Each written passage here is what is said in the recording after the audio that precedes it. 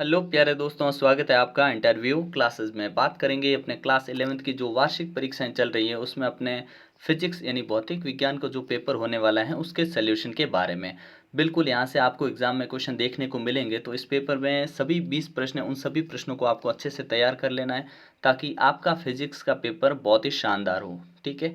और इसके बाद में आपकी केमिस्ट्री का पेपर है, वो भी आपको यहाँ पे वीडियो के डिस्क्रिप्शन में प्लेलिस्ट में मिल जाएगा, जिससे आप अपनी तैयारी शानदार ढंग से कर पाएंगे। चलिए देखते हैं किस प्रकार से क्वेश्चन हमें एग्जाम में मिलने वाले हैं। तो सबसे पहले एमसीक्यूज मिलेंगे, जिसमें पहला प्रश्न है अपने कि प्रकृति के सबसे दुर्बल मूल बल की परास होती है। The range of weakest natural fundamental force is. तो हम जानते हैं सबसे दुर्बल मूल बल होता है उसे हम कहते हैं ग्रेविटेशनल फोर्स, यानी गुरुत्वाकर्षण बल। ठीक है ना। गुरुत्वाकर्षण बल होता है ये सबसे वीकेस्ट, इन सबसे ये दो पिंडों के बीच में कहीं पर भी हो धरती पे, ठीक है ना, ये आपस में अट्रैक्शन फोर्स इनके बीच में लगता है। ठीक है ना। ये फोर्स इस प्रकार से होता है अपने, ठीक है ना, ये हमने पढ़ रखा है। ठीक है। आर स्क्वायर यानी बीच की दूरी के वर्ग के व्युत्क्रमानुपाती होता है। ये सबसे दुर्बल होता है और इसकी परास यानी इसकी रेंज होती है वो इनफाइनाइट होती है। सी ऑप्शन आपके इसमें करेक्ट हो जाएगा, अनंत होती है। ठीक है ना, सी ऑप्शन। फिर अगला है बाह्य बल की अनुपस्थिति में किसी निकाय का वेग। In the absence of external force the velocity of a system. तो वेलोसिटी सिस्टम की क्या रहती है, तो ये रहती है कांस्टेंट। क्या रहती है, नियत रहती है। न्यूटन के प्रथम गति का जो नियम है, न्यूटन का प्रथम नियम, वो क्या कहता है, अगर किसी पिंड पर हम जब तक बल नहीं लगाएंगे तब तक वो अपनी स्थिति को चेंज नहीं करेगा, अपनी गति को नहीं बदलेगा। जिस गति में चल रहा है उसी गति से चलता रहेगा अगर उस पर कोई बाह्य बल नहीं लगे। ठीक है ना। अगला प्रश्न देखते हैं, तो इसमें बी ऑप्शन करेक्ट होगा। अगला है स्वतंत्रता पूर्व गिर रही वस्तु एक वस्तु द्वारा गति के प्रथम और द्वितीय सेकंड में पार की गई दूरियों का अनुपात क्या होगा। The ratio of distance travelled by a free falling object in first and second seconds of their motion. तो इसके लिए आपको एक सिंपल सा फॉर्मूला यूज करना है। ठीक है। nवें सेकंड में जब है दूरी निकालते हैं तो अपने पास एक फॉर्मूला है क्या, कि s is equal to u plus half g two n minus one. जब ये फॉर्मूला इस्तेमाल करेंगे आप तो n बराबर वन, एक बार n की जगह आप एक रख देंगे और दूसरी बार n बराबर टू रख देंगे, क्योंकि पहले और दूसरे सेकंड की पूछी आपसे। ठीक है ना। जब आप ये रख के वैल्यू सॉल्व करेंगे इसको तो आपके आंसर जो करेक्ट होगा 1:3 आएगा। बी ऑप्शन आपका यहाँ करेक्ट हो जाएगा। ठीक है। कौन सा ऑप्शन, बी ऑप्शन करेक्ट। और आपको ये फॉर्मूला भी याद रखना है। अगला है प्रत्यास्थता गुणांक का विमीय सूत्र होता है। Dimensional formula of coefficient of elasticity is. तो क्या होता है, तो करेक्ट ऑप्शन होगा अपना सी, m1l-1t-2। ठीक है ना, ये अपने करेक्ट आंसर होगा। और प्रत्यास्थता गुणांक आपसे सूत्र पूछे तो प्रतिबल प्रतिबल अपॉन विकृति होता है। ठीक है ना, ये सूत्र भी आपको ध्यान में रखना है। ठीक है। अगला प्रश्न देखते हैं अपने, जिसमें पूछा है कि तने हुए तार के प्रति एकांक आयतन में संचित प्रत्यास्था स्थितिज ऊर्जा का मान होता है। Elastic potential energy stored per unit volume of stretched wire is. तो ये क्या होता है, तो करेक्ट ऑप्शन होगा 1/2 स्ट्रेस्ड इंटू स्ट्रेन। ठीक है ना। कौन सा ऑप्शन होगा अपना, ऑप्शन बी करेक्ट होगा, जिसमें लिख रखा 1/2 प्रतिबल इंटू विकृति। ठीक है ना, बी ऑप्शन अपना यहाँ पे करेक्ट आंसर हो जाएगा।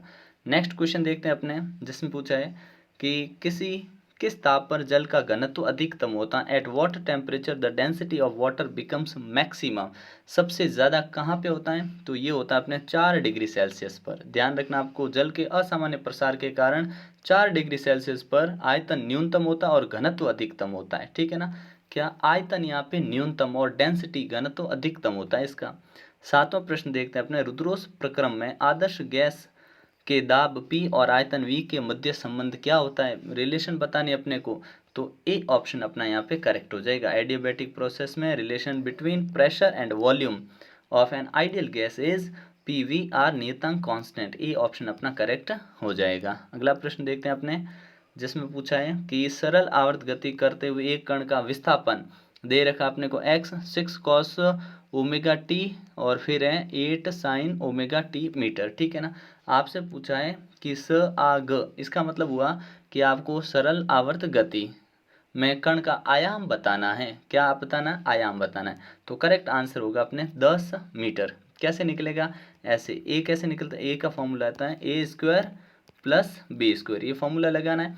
यहाँ पे आपको दे रखा है 6 और 8 दे रखा है। ठीक है, तो 6 का स्क्वायर प्लस 8 का स्क्वायर, ऊपर रूट है, ठीक है, कितना होगा 36 प्लस अपने 64 रूट में, और आ जाएगा 100 रूट में, ठीक है। और इसको जब रूट से बाहर लेंगे तो अपना आएगा 10 मीटर, इसलिए ए ऑप्शन आपका यहाँ पे करेक्ट हो जाएगा। अगला क्वेश्चन देखते हैं अपने, जिसमें पूछा है तरंग दैर्घ्य लैम्बडा हो तो अप्रगामी तरंग के दो क्रमागत निष्पंदों के मध्य की दूरी है, बीच की दूरी कितनी होगी, तो ये होगा अपने लैम्बडा बाई 2, लैम्बडा बाई 2 होगी, ठीक है, ये ध्यान रखना आपको।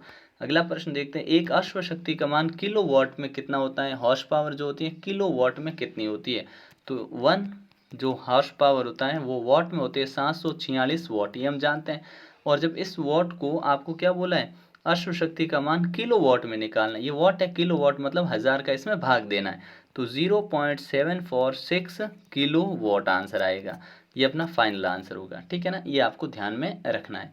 अगला क्वेश्चन बोला है Cp माइनस सी वी और बराबर क्या होता है R, और R यहाँ पे क्या होता है, R होता है सार्वत्रिक गैस नियतांक, ठीक है ना, गैस कांस्टेंट होता है, यूनिवर्सल गैस कांस्टेंट। अगला प्रश्न देखते हैं अपने तीसरा, ऊष्मागतिकी का प्रथम नियम डैश संरक्षण पर आधारित है, ऊष्मागतिकी का प्रथम नियम जो है वो एनर्जी कंजर्वेशन यानी ऊर्जा संरक्षण, किसके, ऊर्जा संरक्षण पर आधारित है, एनर्जी कंजर्वेशन ऑफ एनर्जी यहाँ पे लिख देंगे, ठीक है। अगला क्वेश्चन देखते हैं अपने, जिसमें पूछा है किसी गैस के एक अणु की औसत गतिज ऊर्जा गैस के परम ताप के डैश होती है, परम ताप के क्या होती है, तो ये होती है अपने आपको याद रखना है समानुपाती, समानुपाती इंग्लिश में बोलेंगे डायरेक्टली प्रोपोर्शनल, प्रोपोर्शनल, ठीक है ना, ये आपको ध्यान में रखना है। अगले प्रश्न पे चलते हैं अपने, जिसमें अति लघुत्तरात्मक प्रश्न है, ठीक है ना।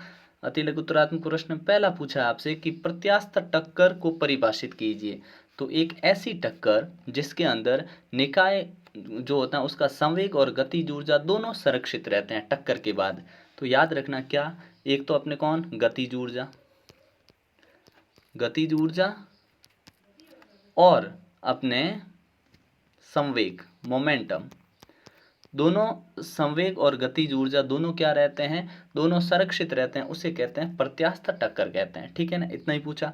न्यूटन का शीतलन का नियम लिखिए, हालांकि हम डिस्कस कर चुके हैं अपने, लेकिन फिर भी सुन लीजिए क्या होता है, यदि किसी वस्तु के ठंडे होने की दर वस्तु के तापमान और वातावरण के तापमान के अंतर के समानुपाती होता है, और तो ये न्यूटन का शीतलन नियम कहलाता है। इसमें ध्यान ये रखा जाता है ये अंतर बहुत ही कम होना चाहिए, ठीक है।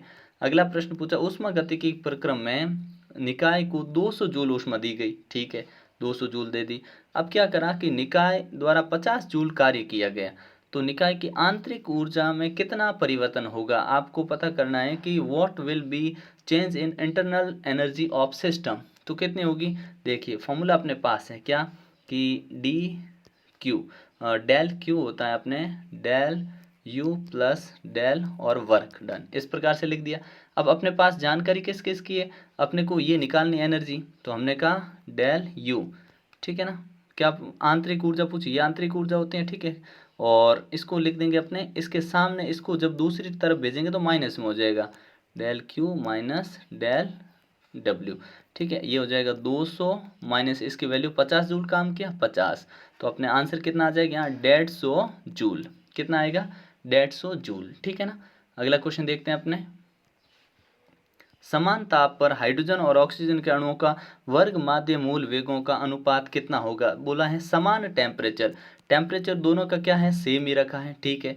अगर तापमान समान है तो हमें पता है कि जो VRMS जो होता है वो रहता है डायरेक्टली प्रोपोर्शनल रहता है 1/√m के, ठीक है ना, इसके डायरेक्टली प्रोपोर्शनल होता है, तो हम लिख सकते हैं इस प्रकार से कि वैल्यू किसकी, हाइड्रोजन की VRMS यानी VRMS जो होगा अपने हाइड्रोजन का, नीचे लिख दिया ऑक्सीजन का, ठीक है, तो इसको लिख देंगे रूट, ऊपर लिखेंगे अपने, क्योंकि ये 1 इस प्रकार से था 1/√m था ना, तो ये अपने रेसिप्रोकल हो जाएगा, तो ऊपर चला जाएगा ऑक्सीजन का, नीचे आ जाएगा अपने हाइड्रोजन का, ठीक है ना, इस प्रकार से लिख दिया। अब इनके मास लिख दूं, तो देखिए इसका होता है 32 और इसका होता है 2, ठीक है, 16 बट्टे नीचे लिख देंगे अपने 16 बट्टे इसको कट किया तो 16/1, ठीक है। तो अनुपात कितना आएगा, रूट से बाहर इसको कट कर दिया, अब रूट है, रूट से बाहर लेंगे तो 4:1 का, तो रूट लोकस बिलो 1 ही रहता है, ठीक है।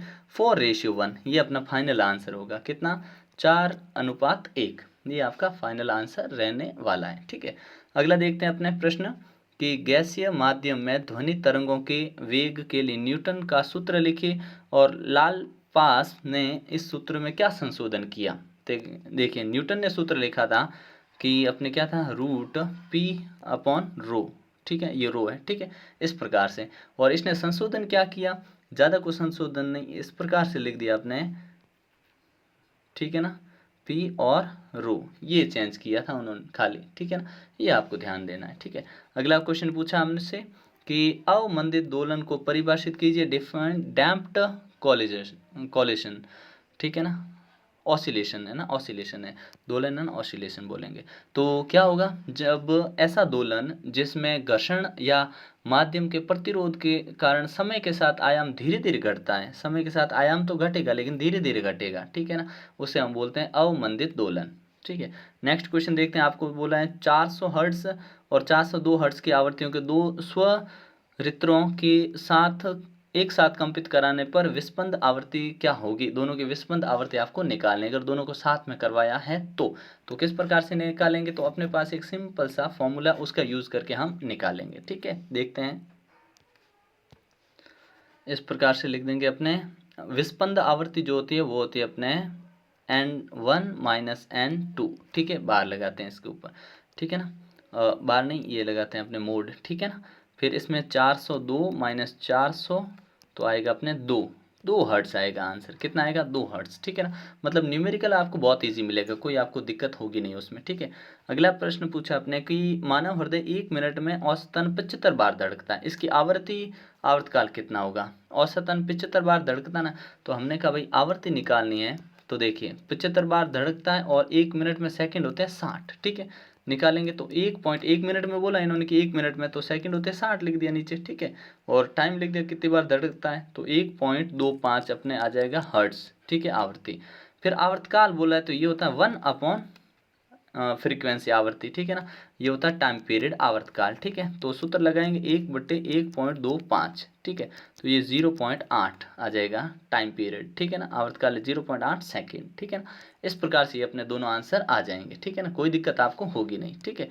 अगला प्रश्न देखते हैं अपने, ये जो अपने के प्रश्न है ये आपको अच्छे से तैयार कर लेने, ज़्यादा कुछ नहीं है कि न्यूटन की गति के प्रथम और द्वितीय नियम लिखिए, ठीक है ना, ये छोटे छोटे प्रश्न है, पास्कल का नियम लिखना, 2 अनुप्रयोग लिखना है, ये भी हम कर चुके हैं, उष्मा गति के द्वितीय नियम, ठीक है ना, ये बहुत ही सिंपल प्रश्न पूछे, इन प्रश्नों को आपको अच्छे से तैयार कर लेना है, ठीक है।